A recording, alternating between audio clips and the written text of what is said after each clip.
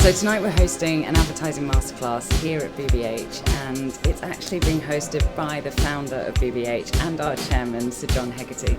The mentors in the room tonight are incredible. We've got people from Leo Burnett, from Grey London, Airbnb, Facebook, and then a whole heap of mentors from BBH itself, including the amazing Caroline Pay. I love my job very simply because I get paid to make things up as I go along. As soon as I realised that was the gig, I was like, oh, this could be really fun. It's the most wonderful thing in the world to start with absolutely nothing and create an idea that has an entity, has a value, that can be shared. I love that I can make people smile, I can put a tear into their eye, I can make them goosebump. Every morning I come into work and I don't really know what I'm going to do that day.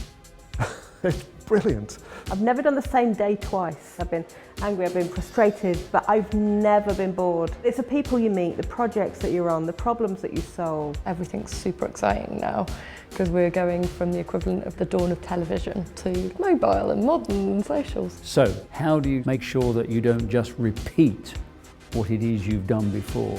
You've got to constantly take risks. Every idea should feel dangerous, and when you present your ideas internally, you should go into that with a sense of trepidation.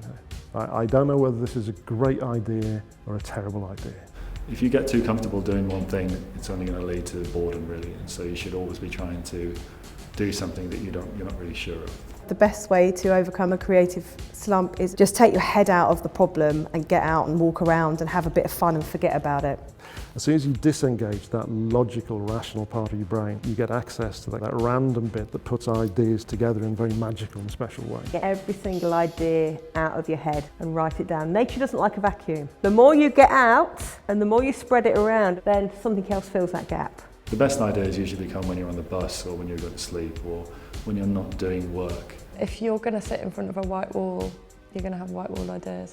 So as much as possible, creatives should be encouraged to do anything that they can to have freshness and to see the world in a slightly different way. Wear clothes that you've never worn before. Talk to people you've never talked to. Upset that norm.